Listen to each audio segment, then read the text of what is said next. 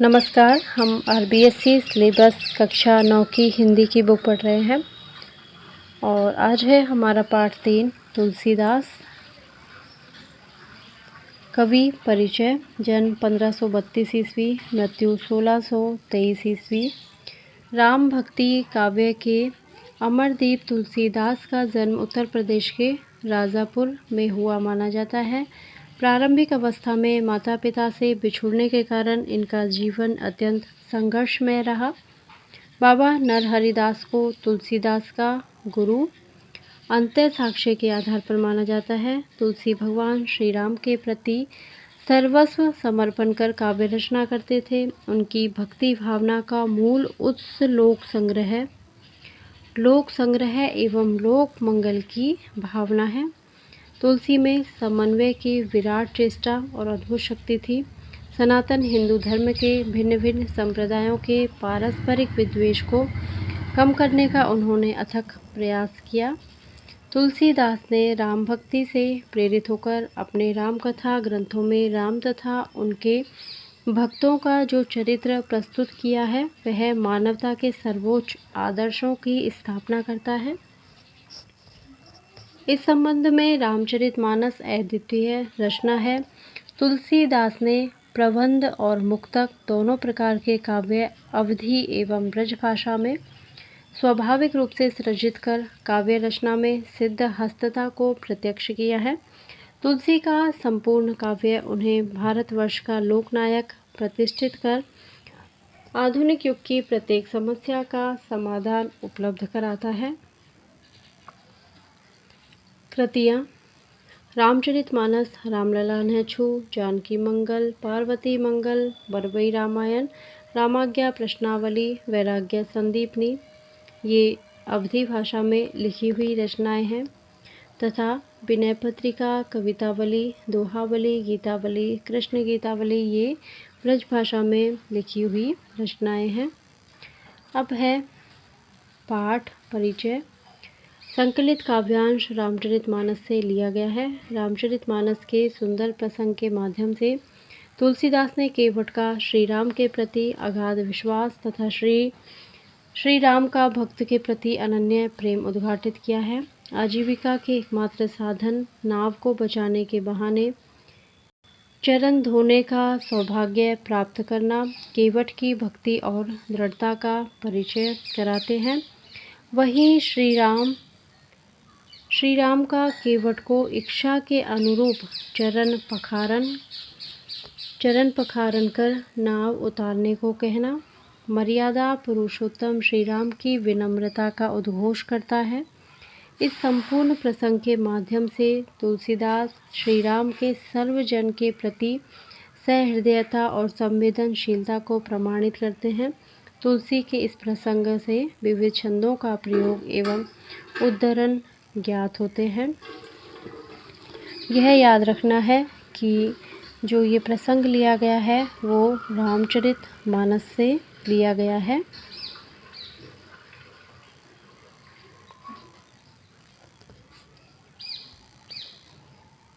और ये रामचरितमानस का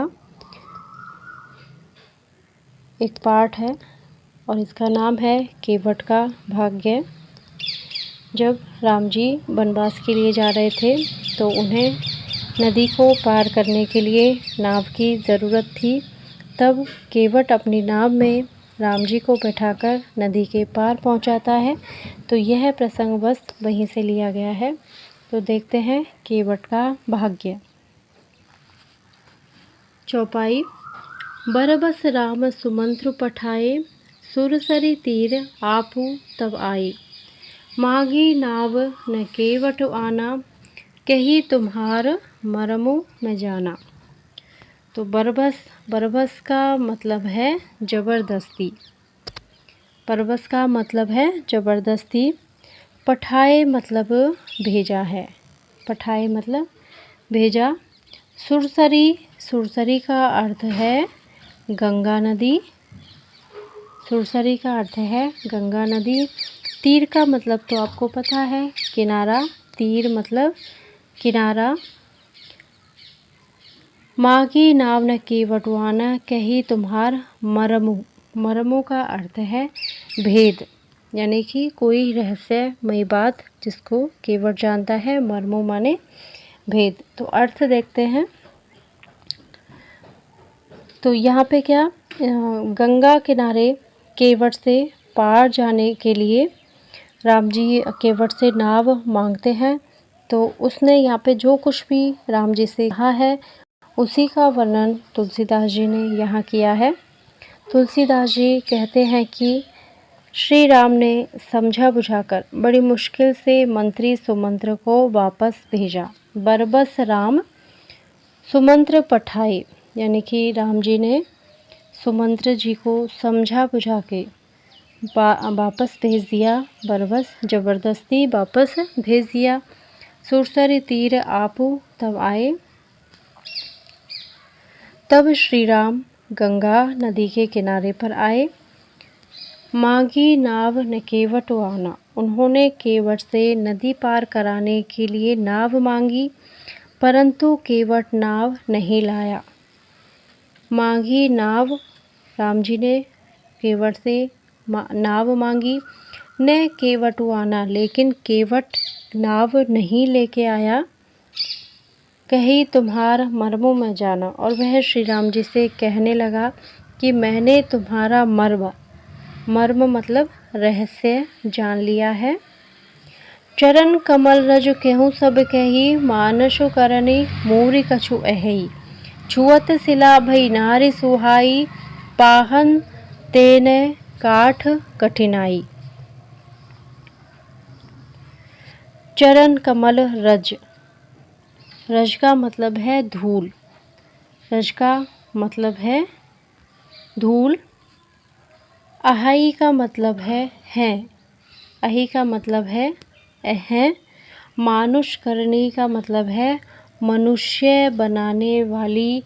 मूरी का मतलब है जड़ी बूटी। मानुष करनी मनुष्य बनाने वाली, मूरी मतलब जड़ी बूटी, अहई मतलब है।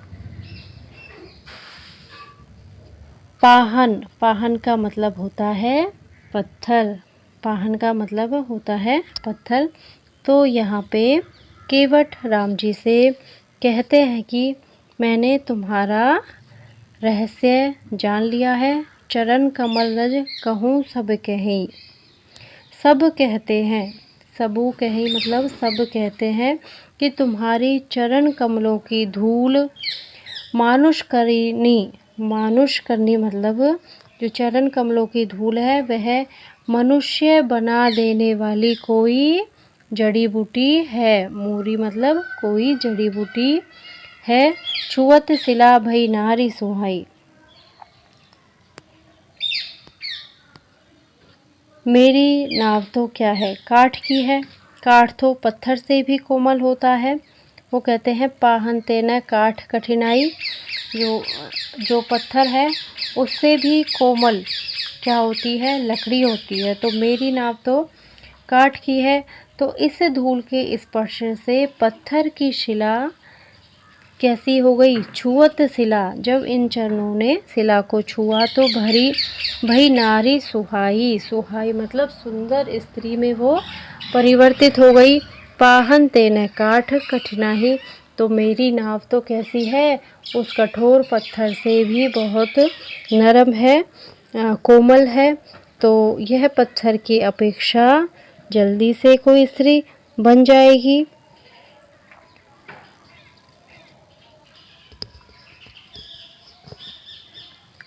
तरनियों मुनि घरिनी हुई जोई, बाट परई मोरी नाव उड़ाई। एही प्रतिपालऊ सब परिवारो, नहीं जानो कटु और कबारू। तरणी मतलब नाव, मुनि घरिणी यानी कि मुनि की स्त्री, हुई जाई हो जाएगी। बाट मार्ग, परई मोरी नाव उड़ाई, तो मार्ग में क्या होगा, मोरी नाव उड़ाई ना जाएगी। तो केवट श्री राम जी से कहते हैं कि यह मेरी काठ की नाव है, तो यह तरिणी मुनि घरिणी हो जाई। जैसे ही आपके पैर मेरी नाव को छुएंगे तो मेरी नाव उस मुनि की स्त्री की तरह हो जाएगी। बाट परई मोरी नाव उड़ाई, और रास्ते में मैं इसे लेके चलूँगा तो ऐसा नहीं हो कि ये कैसे चेंज हो जाए, मतलब कैसे इसका रूप परिवर्तित हो जाए और ये रास्ते में ही उड़ जाए। मैं जहाँ जाना चाहता हूँ वहाँ मैं पहुँच ही नहीं पाऊँ। यही प्रतिपालहु सब परिवारों।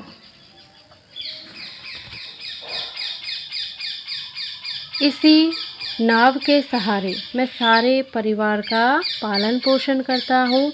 नहीं जानूँ कटु और कवारू, और मैं कोई दूसरा धंधा नहीं जानता हूँ। कटु और कबारू, और माने और कोई काम मैं नहीं जानता हूँ। मैं अपने परिवार का पालन पोषण करने के लिए इसी नाव के ऊपर निर्भर हूँ। जो प्रभु पार अवसी गाचे हो।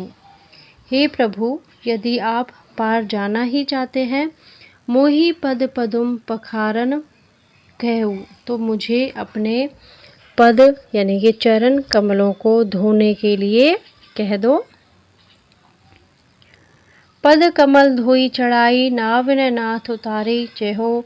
मोहि राम राओरी आन दशरथ सपत सब साची कहो। पद कमल धोई चढ़ाई, नाव न नाथ उतराई चहो। चहो मतलब चाहता हूँ। मोहि राम राउरी, चहो मतलब चाहता हूँ। राउरी, राउरी का मतलब है आपकी। राउरी का मतलब है आपकी। आन मतलब दुहाई, या फिर कहें तो कसम या सौगंध। दशरथ शपथ सब साची कहो। साची माने सत्य। तो यहाँ पे तुलसीदास जी कहते हैं कि केवट कहने लगा श्री राम जी से, हे नाथ, पद कमल धोई चढ़ाई, नाव न नाथ उतारे छहो। कि मैं आपके चरण कमलों को धोकर आप सभी को नाव पर चढ़ा लूँगा और नदी पार करा दूँगा, परंतु मैं आपसे कुछ भी उतराई नहीं चाहता हूँ। मोहि राम राउर आन दशरथ शपथ सब साची कहो। हे राम, मुझे आपकी दुहाई और राजा दशरथ जी की सौगंध है, मैं सब सच सच कहता हूँ। बरु तीर मारहु लखन पे जब लगी न पाए पखारियो। बरु माने भले ही, बरु माने भले ही, पै पै माने परंतु, पै माने परंतु। तो केवट जी कहते हैं कि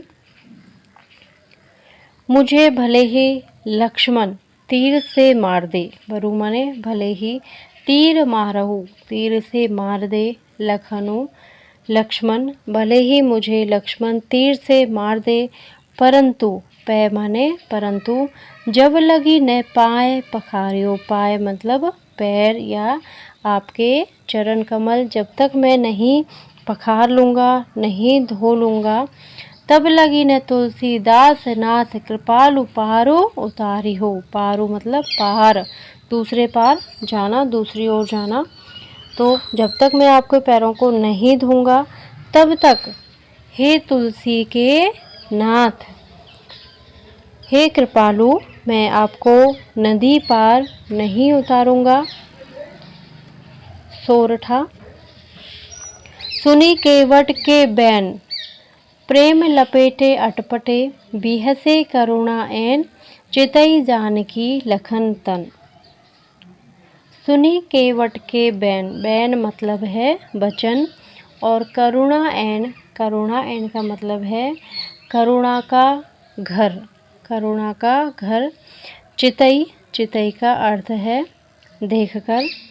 तो केवट के वचनों को सुनकर ऐसे प्रेम से, प्रेम लपेटे अटपटे, बैन प्रेम लपेटे अटपटे मतलब प्रेम से लिपटे हुए अटपटे वचनों को, यानी कि रहस्यमय वचनों को सुनकर, करुणा ऐन, करुणा के भंडार श्री राम जी, करुणा के भंडार श्री राम जी, चितई जानकी लखन तन। चितई माने देखते हैं, जानकी और लखन को बिहसे मतलब हंसते हैं। तो वो करुणा के भंडार जानकी जी और लक्ष्मण जी को देखकर मन ही मन मुस्कुराते हैं। यानी कि यहाँ पे वो केवट की चतुराई पूर्ण वचनों को सुनकर और सीता जी की तरफ और लक्ष्मण जी की तरफ देखकर राम जी मुस्कुराने लगते हैं। चौपाई। कृपा सिंधु बोले मुस्काई, सोई करू जेहि तब नाव न जाई। तब कृपा सिंधु, कृपा के सागर श्री राम जी मुस्कुराकर केवट से बोले, सोई करो, वही करो, जेहि तब नाव न जाए, जिससे तुम्हारी नाव कहीं न जाए, तो वो ही काम करो। बेगी आनु जल पाए पखारू, होत विलम्ब उतारे ही पारू। राम जी कहते हैं कि बेगी माने जल्दी, आनु मतलब ले आओ, जल पाए पखारू जल्दी से में वो चरण पखारने के लिए, चरण धोने के लिए जल ले आओ। होत विलम्ब उतार ही पारो, हमें विलम्ब हो रहा है तो हमें जल्दी से पार उतारो। जासु नाम सुमिरत एक बारा, उतरई नरभव सिंधु अपारा। तुलसीदास जी कहते हैं कि जिसके नाम का सुमिरन कोई मनुष्य एक बार कर ले तो वो भव सिंधु अपारा, यानी कि इस भव सागर से पार उतर जाता है। सोई कृपालु केवट ही निहोरा, जेहि जगु किए तिहु पगौ ते थोरा। वही कृपालु श्री राम केवट ही निहोरा, केवट को देखते हैं, यानी कि केवट की तरफ गंगा नदी को पार उतारने के लिए केवट की खुशामदी करते हैं। जेहि पगु किए तिहु पगौ ते थोरा, जेहि जगु किए, जिन चरणों ने इस पूरे संसार को अपने 3 पगों में 3 पग से भी क्या किया, छोटा बना दिया था, तीनों लोकों को नाप लिया था, वो कृपालु श्री राम गंगा नदी से पार उतारने के लिए केवट से खुशामदी वचन कह रहे थे। पद नख निरखी देवसरी हर्षी, सुने प्रभु वचन मोह मति करशी। निरखी मतलब देखना। देवसरी का मतलब होता है गंगा नदी। प्रभु श्री राम के वचनों को सुनकर गंगा नदी की बुद्धि मोह से खिंच गई थी कि ये साक्षात भगवान होकर भी पार उतारने के लिए केवट का निहोरा निहोरा मतलब केवट की तरफ कैसे देख रहे हैं।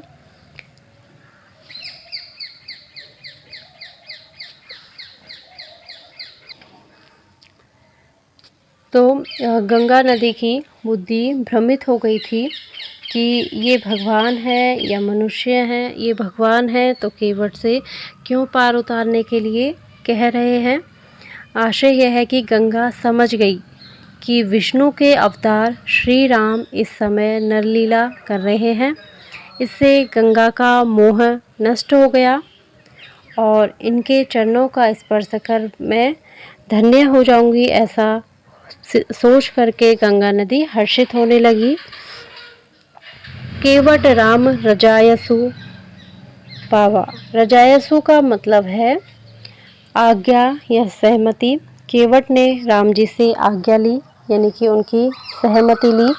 पानी कठवता भरी ले आवा, और वह राम जी से आज्ञा पाकर कठौते में जल भरकर ले आया। अति आनंद उमगी अनुरागा, अत्यंत आनंद और प्रेम की उमंग से भरकर वह श्री राम जी के चरण सरोज पखारन लागा। श्री राम जी के चरण कमलों को धोने लगा। बरसी सुमंसुर सकल सिहाई, ऐसम पुण्य पुंज को नाही। उस समय सब देवता फूलों की वर्षा कर केवट के भाग्य की प्रशंसा करने लगे। वो कहने लगे कि इस समय इस केवट के समान कोई भी पुण्य की राशि नहीं है। पद पखारी जलुपान करी आप सहित परिवार, पितर पारु करि प्रभुई पुनि मुदित गयेउ लेई पार। पखारी मतलब धोकर, पखारी मतलब धोकर, पितर, पितर माने जो पितर कहा जाता है, मुदित, मुदित का मतलब है प्रसन्न। तो केवट के द्वारा श्री राम के पैर धोकर उसका आचमन करने का वर्णन यहाँ पर किया गया है। तुलसीदास जी कहते हैं, केवट ने श्री राम के पद पखारी जलुपान करी। तो केवट ने श्री राम के चरणों को धोकर स्वयं और परिवार सहित, आपू सहित परिवार, आपू मतलब स्वयं और सहित परिवार का मतलब है परिवार के सहित उस जल का पान किया, यानी कि जल का चरणामृत लिया, पी लिया उस जल को। पहले उसने पितर पारु करी प्रभुई पुनि, अपने पितरों को भवसागर से पार कराया। फिर प्रसन्नता से मुदित गेहूं लेई पार, मुदित माने खुशी से या प्रसन्नता से प्रसन्न होकर श्री राम को गंगा पार ले गया, अर्थात नाव में बैठाकर उन सभी को गंगा नदी से पार ले गया। अगली चौपाई है, उतरी ठाड़ भय सुरसरी रेता, सिय राम गुह लखन समेता, केवट उतरी दंडवत कीना, प्रभु ही सकुशई नहीं कछु दीना, पिय हिये की सिय जान निहारी, मुनि मुद्री मन मुदित उतारी, केहो कृपाल लेहि उतराई,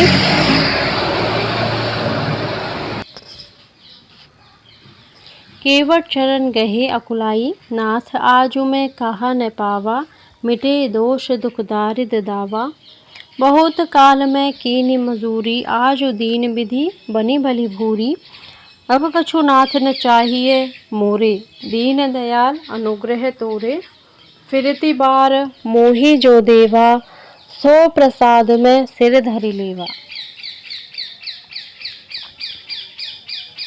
तो यहाँ पे जब केवट राम जी को गंगा नदी से पार उतार देते हैं और उतराई नहीं मांगते हैं, राम जी उन्हें कुछ उतराई देना चाहते हैं लेकिन केवट उतराई नहीं मांगते हैं, नहीं लेते हैं, उसी का वर्णन यहाँ पे तुलसीदास जी ने किया है। तुलसीदास जी कहते हैं कि उतरी ठाड़ भय सुरसरी रेता, सिय राम गुह लखन समेता। रेता मतलब है बालू, रेत, और यहाँ पे ये विशेष गुह, गुह का मतलब है निषाद राज, गुह का मतलब है निषाद राज, जो कि भील थे और राम जी के मित्र थे। तो तुलसीदास जी कहते हैं कि निषाद राज और लक्ष्मण सहित सीता और श्री राम नाव से पार उतरकर गंगा तट की रेत में खड़े हो गए। केवट उतरी दंडवत कीना, प्रभु ही सकुश ही नहीं कछु दीना। सकुश का मतलब होता है संकोच कर। तो केवट उतरी दंडवत कीना, तब केवट ने उतरकर उन्हें दंडवत प्रणाम किया। उसे देखकर प्रभु श्री राम को संकोच हुआ, सकुश माने संकोच, प्रभु को संकोच हुआ कि इसे उतराई में कुछ भी नहीं दिया। पिय हिये की सिय जान निहारी, मुनि मुद्री मन मुदित उतारी। पति के हृदय की बात, पिय हिये की मतलब पति के हृदय की बात, सिय जान निहारी, जान निहारी मतलब जानने वाली।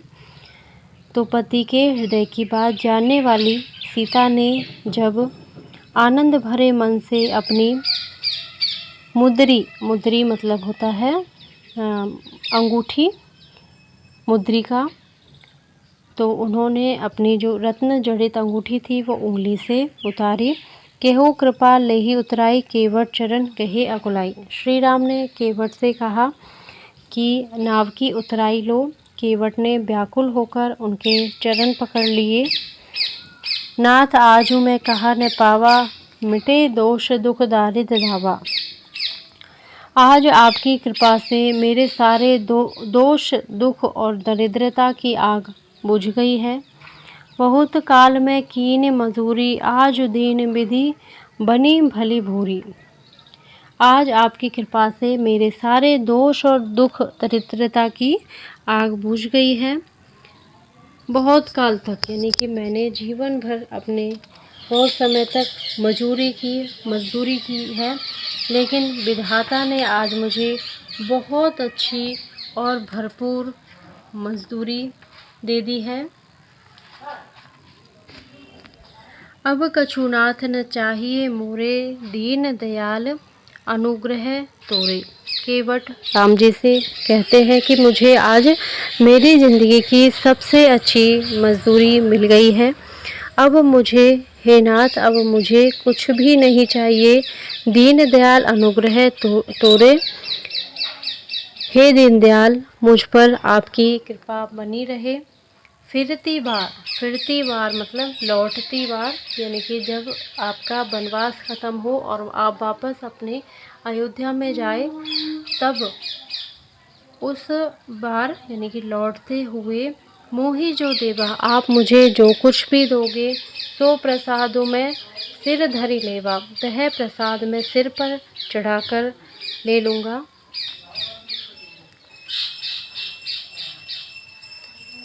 दोहा। बहुत कीन प्रभु लखन सिय, नहीं कछु केवट लेई, विधा कीन करुणा यतन, भगति बिमल वरु देई। तो इसमें केवट द्वारा उतराई न लेने पर श्री राम ने उसे जो वरदान दिया है उसी का उल्लेख किया है तुलसीदास जी ने। तुलसीदास जी कहते हैं कि प्रभु श्री राम, लक्ष्मण एवं सीता ने बहुत आग्रह किया। बहुत कीनी प्रभु लखन सिय, प्रभु श्री राम, लखन और सीता ने बहुत ही आग्रह किया, परंतु नहीं कछु केवटु ले, परंतु केवट ने उनसे कुछ भी नहीं लिया। विदा कीन करुणा यतन, करुणा यतन मतलब करुणा के धाम या करुणा के सागर। तब करुणा के धाम श्री राम ने भक्ति बिमल वरु देई, उसे यानी कि केवट को निर्मल भक्ति का वरदान देकर विदा किया।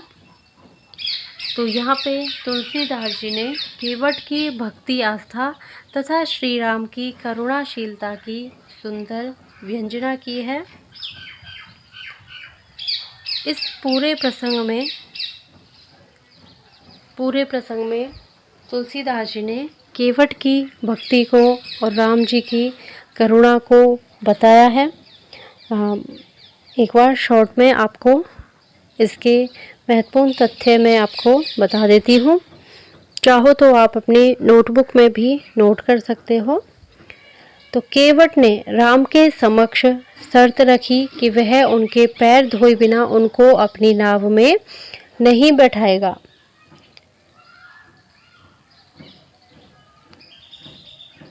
राम ने केवट की पाँव धोकर ही नाव पर बैठाने की शर्त मान ली और अपने पैर धोने की अनुमति दे दी।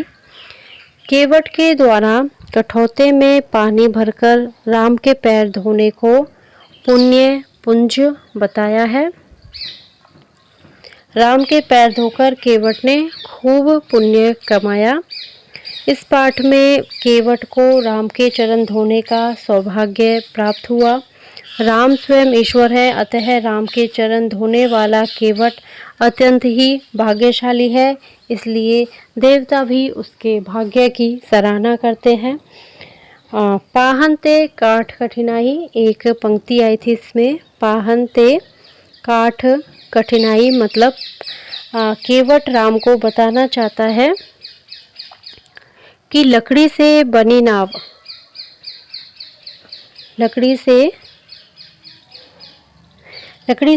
नाव पत्थर से कम कठोर है। जब शिला राम के चरण धूलि का स्पर्श पाकर स्त्री बन गई तो नाव के साथ भी ऐसा अवश्य होगा। यहाँ पे जिस शिला का वर्णन किया गया है वह गौतम ऋषि की पत्नी अहल्या थी, जिनको श्राप मिला था शिला बनने का, यानी कि वो श्राप के कारण पत्थर की शिला बन गई थी। लेकिन श्री राम के चरण स्पर्श करके वह शिला वापस स्त्री के रूप में परिवर्तित हो गई। तो यहाँ पे उसी शिला का उल्लेख केवट ने किया है। एक पंक्ति आई है इसमें, पद नख निरखी देवसरी हर्षि। पद नख निरखी देवसरी, देवसरी मतलब यहाँ पे गंगा नदी।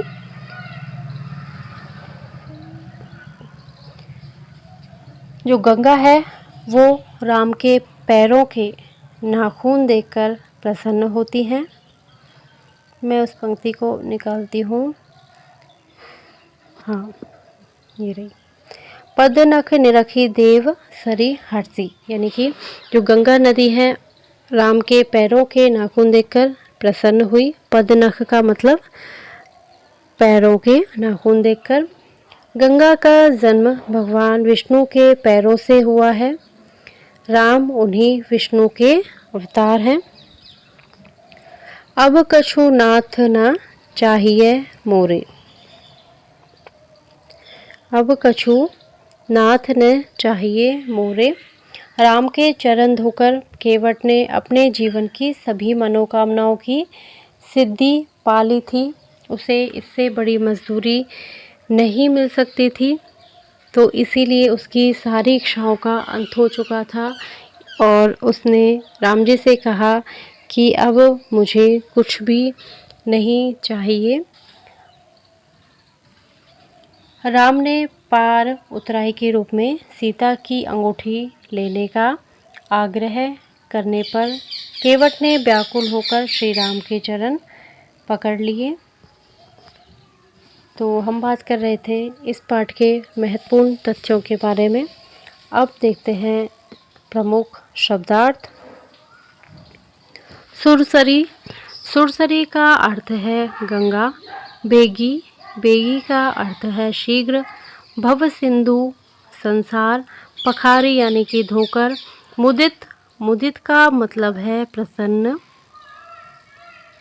अकुलाई व्याकुल। मुद्री, मुद्री का पदम कमल। तीर किनारे या तट पर। तीर यहाँ पे वाण तीर का मतलब नहीं है, ये तीर का मतलब है किनारा। रज, रज का मतलब है धूल या कण।